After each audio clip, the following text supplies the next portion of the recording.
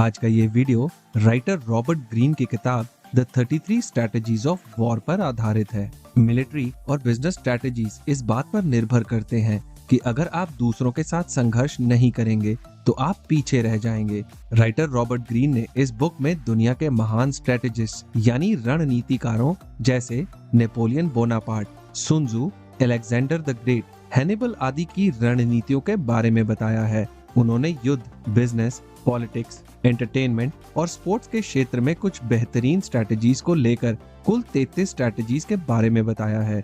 साथ ही साथ उन्होंने ये भी बताया है कि किस तरह आप इन स्ट्रैटेजीज को प्रैक्टिकली अपनी लाइफ में इस्तेमाल कर सकते हैं। Part 1, self directed warfare. Number 1, declare war on your enemies, the polarity strategy. सन 401 ईस्वी में जेनोफेन ग्रीस की सेना का नेतृत्व कर रहे थे। तभी उन्हें पता चलता है कि उनके लीडर की मौत हो चुकी है और उनके पास लड़ने के लिए कोई मकसद नहीं बचा। वो चारों तरफ से दुश्मन से घिर चुके थे और अपने घर सुरक्षित वापस लौटने के लिए उन्हें एकजुट होकर दुश्मन का सामना करने की जरूरत थी। जेनोफेन की सेना का मनोबल टूट चुका था और उन्होंने आपस में लड़ना शुरू कर दिया। तभी जेनोफेन ने अपनी सेना को समझाया कि अगर उन्हें अपने घर वालों के पास वापस लौटना है तो उन्हें दो दुश्मनों का सामना करना पड़ेगा। पहला, बाहरी दुश्मन जिन्होंने उन्हें चारों तरफ से घेर लिया था, और दूसरा उनका भीतरी दुश्मन जो उन्हें अंदर ही अंदर कमजोर बना रहा था। जेनोफन की बात सुनकर सभी सैनिक मोटिवेट हो गए और उन्होंने न सिर्फ लड़ने का फैसला लिया बल्कि इस लड़ाई में जीत भी हासिल की। दरअसल आपकी लड़ाई सिर्फ दूसरों से ही नहीं बल्कि खुद से भी है, और जब तक आप खुद पर जीत हासिल नहीं कर लेते तब तक आप दूसरों को नहीं हरा सकते। असल जिंदगी में जीत हासिल करने के लिए आपको अपनी कमजोरियों के बारे में जानना होगा और उनके खिलाफ लड़ना होगा, तभी आप जीवन में आगे बढ़ सकते हैं। Strategy number 2, do not fear the last war, the guerrilla war of the mind strategy. Miyamoto Musashi इतिहास के सबसे खतरनाक समुराई में से एक थे, क्योंकि वो अपने लड़ने के तरीके में हमेशा बदलाव करते रहते थे। इसलिए उनके विरोधी हमेशा उनसे डरते थे, क्योंकि वो ये बात जानते थे कि जो चीज उनके खिलाफ पहले काम कर चुकी है वो फिर से काम नहीं करेगी और उनका सामना करने के लिए उन्हें हर बार नई रणनीति अपनानी होगी। इसलिए कोशिश करें कि अपने अतीत को भूलकर आप अपनी करंट सिचुएशन के अनुसार लगातार अपने अंदर बदलाव करते रहें और खुद को डेवलप करने का कोई भी मौका ना छोड़ें। जीवन के हर मोड़ पर अलग अलग प्रॉब्लम्स आती हैं और हर प्रॉब्लम पिछली प्रॉब्लम से अलग होती है। इसलिए आप ये उम्मीद नहीं कर सकते कि जिस सॉल्यूशन ने पहले काम किया है वो आगे भी काम करेगा। इसलिए हमेशा अपनी हर सिचुएशन के अनुसार खुद को बदलना चाहिए। Strategy 3, amidst the turmoil of events, do not lose your presence of mind, the counter balance strategy. Discipline से आपका दिमाग मजबूत बनता है और आप अपने इमोशंस को अच्छी तरह से कंट्रोल कर सकते हैं। ये स्किल आपको कोई नहीं सिखा सकता, ये सिर्फ पेशेंस, एक्सपीरियंस और प्रॉब्लम्स का सामना करने पर ही आ सकता है। आप जितना ज्यादा प्रॉब्लम्स का सामना करते हैं आपका दिमाग उतना ही मजबूत बनता है। इसलिए कभी भी अपने डर से भागने की कोशिश ना करें बल्कि उनका सामना करें। इस तरह आपको दूसरों पर निर्भर रहने की जरूरत नहीं होती और आप पूरी तरह से आत्मनिर्भर बन सकते हैं। Strategy 4, create a sense of urgency and desperation, the death ground strategy. Writer Robert Greene कहते हैं कि अपनी सभी प्रॉब्लम्स का कारण हम खुद हैं। दरअसल ज्यादातर लोग अपने फ्यूचर के बारे में सोचने में इतना ज्यादा टाइम बर्बाद कर देते हैं कि वो अपने प्रेजेंट को जीना ही भूल जाते हैं, क्योंकि ऐसे लोगों के लिए कुछ भी ज्यादा अर्जेंट नहीं होता। इसलिए वो जो कुछ भी करते हैं बस आधे अधूरे मन से ही करते हैं। इस चीज को सिर्फ एक्शन लेकर बाहरी दबाव के जरिए ही बदला जा सकता है। अपने आप को ऐसी सिचुएशन में रखकर देखें जहां अपना समय या रिसोर्सेज बर्बाद करने पर आप बहुत कुछ खो सकते हैं। जैसे आप किसी जंग के मैदान में हो और आपके पीछे ऊंची सी दीवार हो जहां से आप पीछे वापस नहीं लौट सकते हैं। इसलिए अगर आपको जिंदा बचना है तो आपको लड़कर ही आगे बढ़ना होगा। रॉबर्ट ग्रीन कहते हैं कि अपनी जिंदगी को पूरी तरह से जीने के लिए आपको अपनी मौत को याद रखना होगा और अपने अंदर एक सेंस ऑफ अर्जेंसी को क्रिएट करना होगा। Part 2, organisational team warfare. Strategy 5, avoid the snares of group think, the command and control strategy. किसी भी ग्रुप को लीड करने में सबसे बड़ी प्रॉब्लम यह है कि अगर आप अपनी टीम के साथ बहुत सख्ती से पेश आएंगे तो वो आपसे नाराज रहेंगे और अंदर ही अंदर आपका विरोध करने लगेंगे।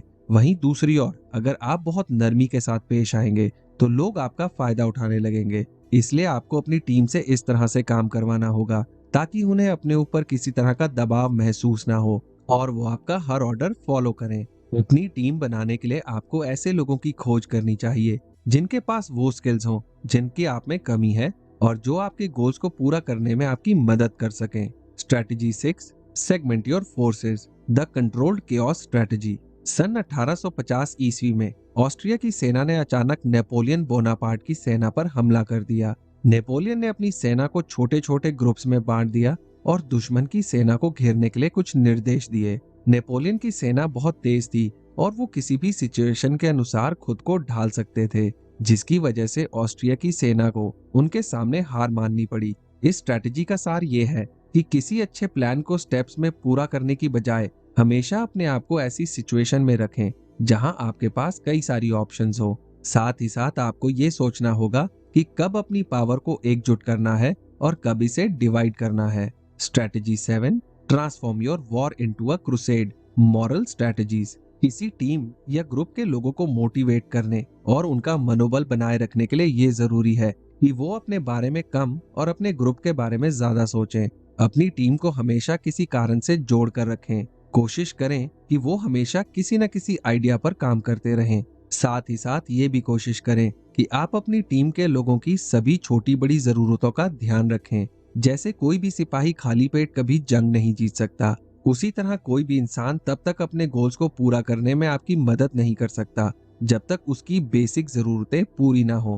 Part 3, defensive warfare. Strategy 8, pick the battles carefully, the perfect economy strategy. Britain के प्रधानमंत्री विंस्टन चर्चिल ने कहा था कि अगर आप रास्ते में भौंकने वाले हर कुत्ते को पत्थर मारने के लिए रुकेंगे तो आप कभी भी अपनी मंजिल तक नहीं पहुंच पाएंगे। आपकी एनर्जी और आपका टाइम लिमिटेड है, इसलिए आपको अपनी लिमिट पता होनी चाहिए और अपनी लड़ाई को सावधानी से चुनना चाहिए। यानी कि आपको अपने हर आइडिया पर काम करने की जरूरत नहीं है, बल्कि सिर्फ उन आइडियाज पर काम करें जिन पर आपको पूरा भरोसा हो। Strategy 9, turn the tables, the counter attack strategy. अगर आप किसी लड़ाई में पहले कोई गतिविधि करते हैं तो इससे आपको नुकसान हो सकता है। आपके दुश्मनों को आपकी स्ट्रेटजी का पता चल सकता है और आपके पास बहुत कम ऑप्शंस बच जाते हैं। इसकी बजाय अपने विरोधियों को पहले पहल करने दें ताकि आपको उनकी चाल का पता लग सके और आप उसी के अनुसार अपनी स्ट्रेटजी बना सकें। एक अच्छा काउंटर अटैक वही होता है जिसमें आप शांत होते हैं और आपका दुश्मन हताश और चिड़चिड़ा होता है। Strategy 10, create a threatening presence, deterrence strategy. Deterrence strategy युद्ध और इंसानी फितरत के 3 बुनियादी तथ्यों पर आधारित है। पहला, अगर लोग ये देखते हैं कि आप कमजोर हैं तो इस बात की ज्यादा संभावना है कि वो आप पर अटैक करेंगे। दूसरा, लोग सीधे सीधे ये नहीं जान पाते कि आप कमजोर हैं या नहीं, वो आपके बिहेवियर और आपके बॉडी लैंग्वेज के आधार पर इस बात का पता लगाते हैं। तीसरा, लोग आमतौर पर आसान जीत के पीछे होते हैं, इसलिए वो हमेशा कमजोर को टारगेट करते हैं। इसके जवाब में आपको सामने वाले को ये दिखाना होगा कि आप उनकी उम्मीद से कहीं ज्यादा ताकतवर हैं। लोगों के दिमाग में एक तरह का भ्रम पैदा करना होगा। आपको ऐसा दिखाना होगा जैसे आप भी किसी तरह के हमले के लिए पूरी तरह से तैयार हैं और लोगों को यकीन दिलाना होगा कि अगर कोई आप पर हमला करता है तो उसे हार का सामना करना पड़ेगा। Strategy 11, trade space for time, the non engagement strategy. Chinese civil war की शुरुआत में कम्युनिस्ट पार्टी को मजबूर होकर पीछे हटना पड़ा, क्योंकि तब अगर वो नेशनलिस्ट पार्टी से लड़ रहे होते तो वो हार चुके होते। कम्युनिस्ट पार्टी के पीछे हटने के कारण नेशनलिस्ट पार्टी को ऐसा लगा जैसे उनकी जीत हो चुकी है, लेकिन कम्युनिस्ट पार्टी ने इस मौके का फायदा उठाया और आम जनता और किसानों को एकजुट करके समर्थन जुटाया। आखिरकार 1949 में कम्युनिस्ट पार्टी ने नेशनलिस्ट पार्टी को हरा दिया। लड़ाई में कभी कभी पीछे हटना पड़ता है ताकि दुश्मन को ऐसा लगे कि आप हार मान रहे हैं, और ऐसे में आपको सोचने और अपनी ताकत जुटाने का टाइम मिल जाता है। Part 4, offensive warfare. Strategy 12, lose battles but win the war, grand strategy. महान अलेक्जेंडर भविष्य की बहुत सारी योजनाएं बनाकर रखते थे और उनकी यही बात उन्हें दूसरे राजाओं से अलग करती थी। एग्जाम्पल के तौर पर उन्होंने सभी मुख्य बंदरगाहों पर कब्जा करने का प्लान बनाया और इसमें सफल भी हुए ताकि दुश्मनों की नौसेना पूरी तरह से बेकार हो जाए और कोई भी समुद्री रास्ते से उन पर हमला ना कर सके। ग्रैंड स्ट्रेटजी अपने प्रेजेंट से परे देखने और आगे की कैलकुलेशन करने की एक कला है। इसमें हमेशा आपको अपनी नजर अपने गोल्स पर रखनी होती है और इस बात पर ध्यान देना होता है कि आप अभी जो कर रहे हैं लॉन्ग टर्म में उसका क्या रिजल्ट होगा। साथ ही साथ आपको अपने गोल्स को रियलिस्टिक रखना होगा ताकि आपको ये पूरा भरोसा हो कि आप अपने गोल्स को अचीव कर लेंगे। Strategy 13, know your enemy, the intelligence strategy. एक स्किल जो आपको बहुत आगे लेकर जा सकता है वो है लोगों को समझने की काबिलियत। आमतौर पर लोगों को तब समझना बहुत आसान होता है जब वो किसी तरह की प्रॉब्लम में होते हैं। यही वो टाइम होता है जब वो या तो अपनी कमजोरी प्रकट कर देते हैं या उसे छुपाने के लिए इतना संघर्ष करते हैं कि आप उनके मुखौटों के पीछे का छुपा असली चेहरा देख सकते हैं। Strategy 14, overwhelm resistance with speed and suddenness, the blitzkrieg strategy. Germany में ब्लिट्जक्रेग का मतलब होता है बहुत तेज। किसी भी युद्ध में स्पीड का बहुत ज्यादा महत्व होता है। तेज गति का मतलब है कि आपके और आपकी सेना के पास गलती करने के लिए बहुत कम समय है। इससे लोगों में एक बैंड वैगन इफेक्ट पैदा होता है जिससे से ज्यादा लोग आपकी प्रशंसा करते हैं और आपके साथ जुड़ना चाहते हैं।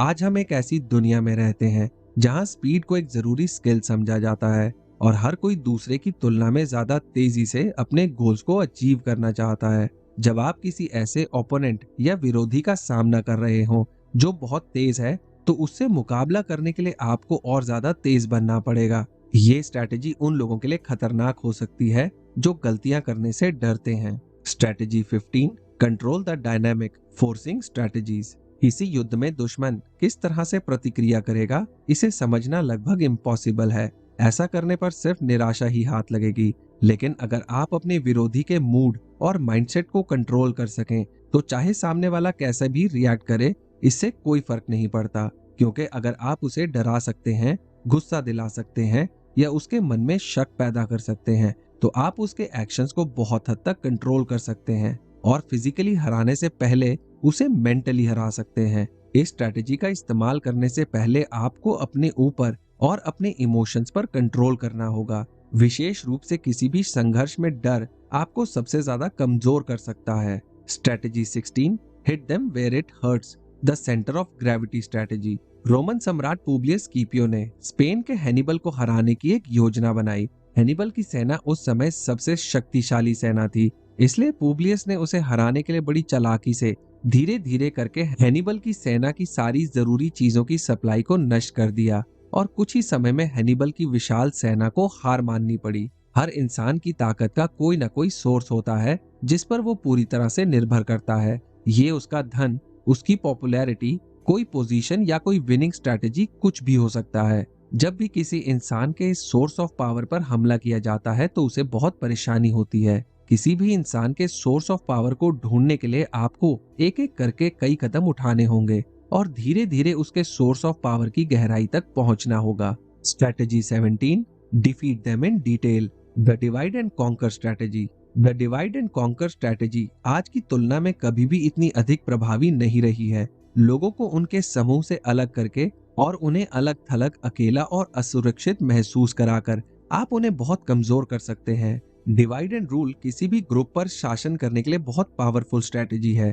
प्राचीन युद्धों में हारने वाले पक्ष में मारे गए लोगों की संख्या जीतने वालों से ज्यादा होती थी, क्योंकि जीतने वाली सेना हमेशा दूसरी सेना को अलग अलग करके उन्हें मार देती थी। इस तरह अगर आपको कोई बड़ी प्रॉब्लम है तो पहले उसे छोटे छोटे भागों में बांट दे। इस तरह से आप बड़ी से बड़ी प्रॉब्लम को आसानी से सॉल्व कर सकते हैं। Strategy 18, expose and attack your opponent soft flank, the turning strategy.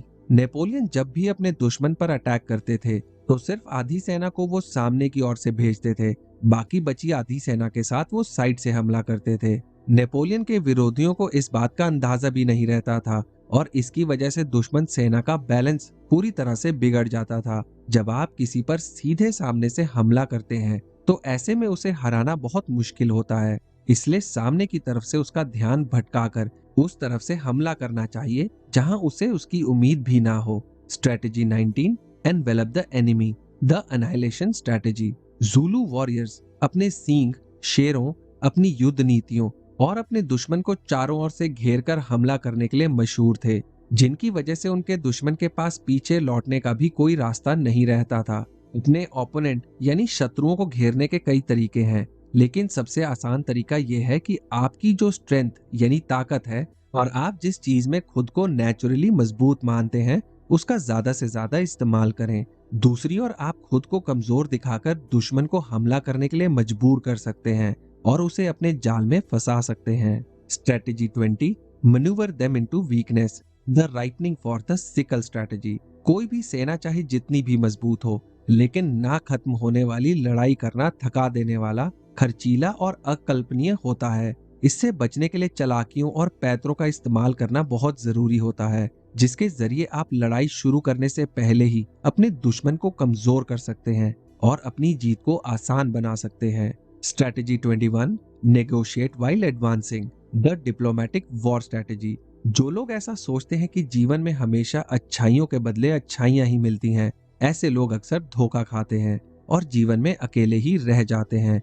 लोग आमतौर पर अच्छे तरीके से तभी व्यवहार करते हैं जब इसमें उनका कोई इंटरेस्ट हो या उन्हें किसी के दबाव में ऐसा करना पड़ रहा हो। अगर आप कमजोर हैं और लोगों से बहुत थोड़े की डिमांड करते हैं तो लोग आप पर तरस खाएंगे और आपको बहुत थोड़ा ही मिलेगा। वहीं दूसरी ओर अगर आप कॉन्फिडेंटली और स्ट्रांगली बिहेव करते हैं तो लोग आपकी रिस्पेक्ट करेंगे और आपकी बड़ी से बड़ी डिमांड को भी पूरा करने में राजी हो जाएंगे।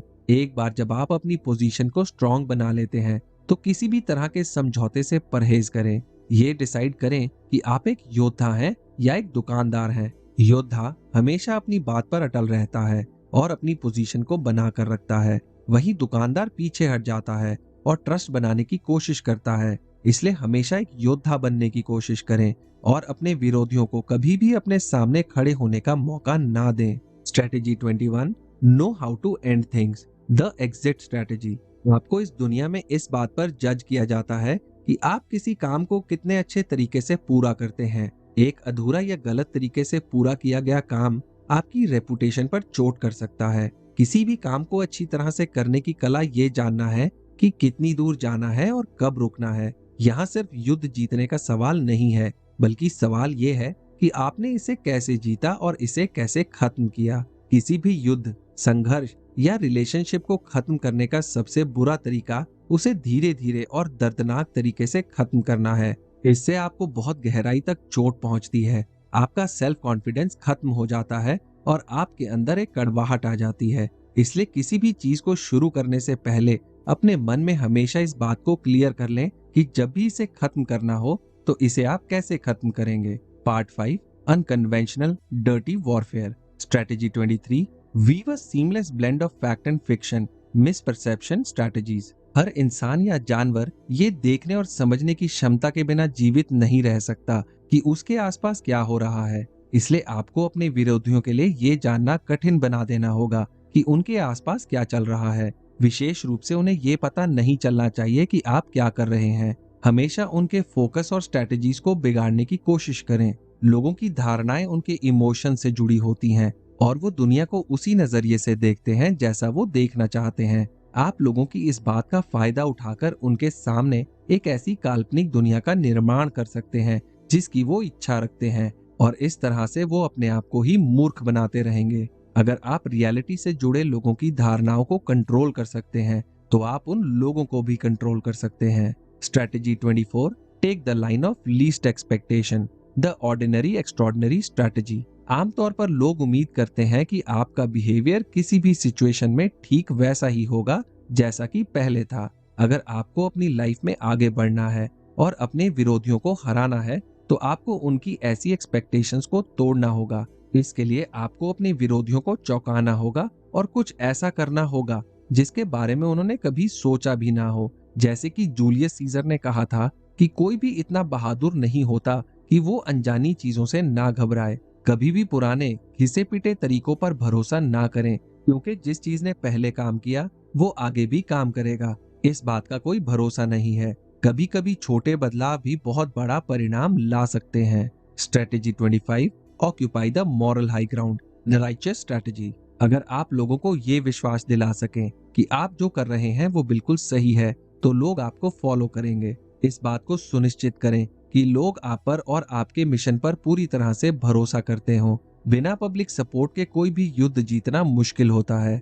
लोगों का भरोसा जीतने के लिए आपको खुद को अच्छा दिखाने के साथ साथ अपने विरोधियों को बुरा दिखाना होगा और उनकी बुराइयों को दुनिया के सामने उजागर करना होगा। अपने विरोधियों की पब्लिक इमेज को निशाना बनाएं और उनके पाखंड को दुनिया के सामने लाएं। जिस तरह आप अपनी अच्छाइयों का प्रचार प्रसार करते हैं, उसी तरह अपने विरोधियों की बुराइयों का भी प्रचार करें। Strategy 26, deny them targets, the strategy of the void. एक शेर का टारगेट क्लियर होता है, लेकिन एक मच्छर का टारगेट क्लियर नहीं होता। ये हवा में लगभग अदृश्य रहता है, लेकिन आप मच्छर के लिए एक बड़ा शिकार होते हैं। ये अपने शिकार को पूरी तरह से परेशान और फ्रस्ट्रेट कर देता है। यही चीज गुरिल्ला वॉरफेयर का सार है, जिसमें सीधे वार करने के बजाय साइड से हमला किया जाता है, जिससे दुश्मन काफी परेशान हो जाता है और उसे काफी नुकसान पहुंचता है। आपका विरोधी जितना बड़ा होगा, ये स्ट्रैटेजी उतने ही अच्छे तरीके से काम करेगी। Strategy 27, seem to work for the interest of others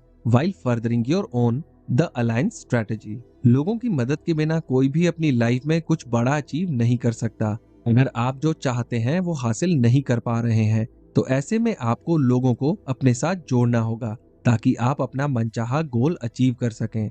आपको ऐसे लोगों के साथ काम करना होगा जिनके अंदर वो सारी स्किल्स मौजूद हों जिनकी आप में कमी है, और जो वो सारे काम कर सकें जो आप नहीं कर पा रहे हैं। दूसरी बात यह है कि आपको बहुत सारे लोगों की जरूरत नहीं है, बल्कि आपको क्वालिटी से ज्यादा क्वांटिटी का ध्यान रखना चाहिए। इस बात का भी ध्यान रखें कि लोग बिना किसी स्वार्थ के कभी भी आपकी मदद नहीं करेंगे, इसलिए समय समय पर उन्हें गिफ्ट दें, उनके साथ दोस्ती करें और जरूरत के समय उनकी मदद करें। Strategy 28, give your rivals enough rope to hang themselves, the one upmanship strategy. Life में अक्सर बड़ा खतरा बाहरी दुश्मनों से नहीं, बल्कि अपने करीबी लोगों और दोस्तों से होता है। ऐसे लोग हमारे साथ काम तो करते हैं, लेकिन मौका मिलने पर हमें धोखा देने की फिराक में रहते हैं। जब आपको ऐसा लगे कि आपके आसपास के कुछ लोग ऐसा कर रहे हैं, तो आपके लिए बड़ी मुसीबत खड़ी हो सकती है।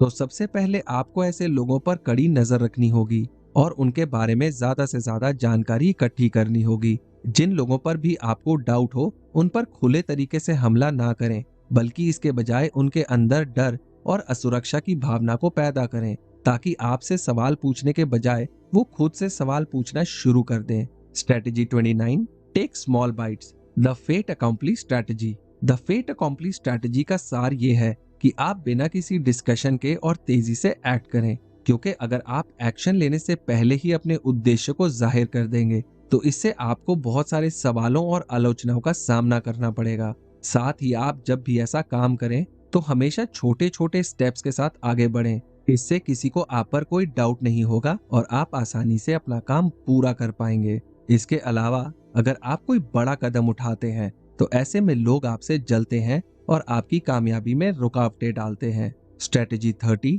Penetrate their minds, communication strategies. हो सकता है कि आपके पास कुछ ऐसे आइडियाज हों जो दुनिया में क्रांति ला सकते हैं, लेकिन जब तक आप अपने विचारों को सही तरह से व्यक्त नहीं कर सकते, तब तक आपके विचारों में लोगों के दिमाग में जगह बनाने की ताकत नहीं होती है। आपको सिर्फ एक बात का ध्यान नहीं देना है कि आप लोगों से क्या कह रहे हैं, बल्कि आपको इस बात पर भी ध्यान देना चाहिए कि आप लोगों से कैसे बात कर रहे हैं। अपनी बातचीत को प्रभावी बनाने के लिए आपको लोगों से उनके बचपन के बारे में बात करनी चाहिए, जब वो कम डिफेंसिव थे और तरह तरह के रंगों, आवाजों और चित्रों से प्रभावित हो जाते थे। साथ ही साथ इस बात पर भी ध्यान दें कि सामने वाले इंसान से उस बारे में ज्यादा बात करें जो उन्हें पसंद हो। आपके शब्दों में बहुत ताकत है, बशर्ते आप इनका सही तरीके से इस्तेमाल करना जानते हो। Strategy 31, destroy from within, the inner front strategy. William Canaris world war 2 के दौरान जर्मनी के जासूसी एजेंसी का प्रमुख था, लेकिन कैनारिस हिटलर को पसंद नहीं करता था।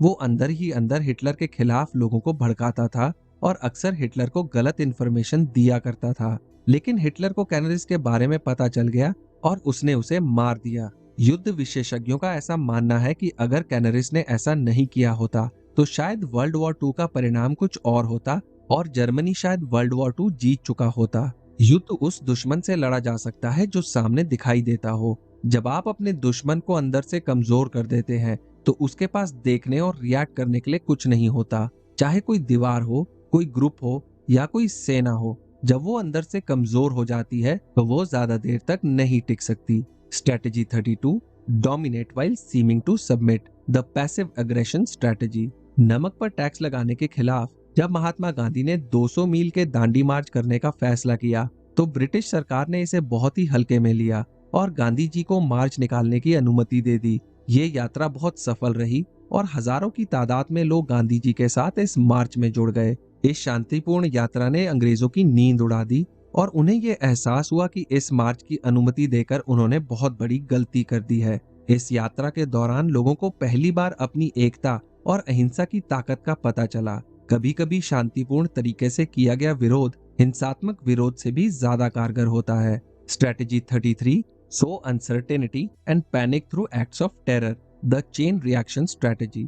आतंक लोगों की सोचने समझने और उनके विरोध करने की क्षमता को अपंग बनाने का एक तरीका है। आतंक फैलाने का मकसद कोई युद्ध जीतना नहीं बल्कि अराजकता फैलाना और दूसरे पक्ष को हताश करना होता है। आतंक को हराने का सिर्फ एक तरीका है कि इस डर के आगे ना झुककर एकजुट होकर उसका सामना किया जाए। जैसे कि मैंने आपसे कहा था कि इस वीडियो के अंत में मैं बताए गए सारे इंपॉर्टेंट पॉइंट्स को दोबारा दोहराऊंगा। तो चलिए सारी इंपॉर्टेंट बातों पर एक बार फिर से नजर डाल लेते हैं।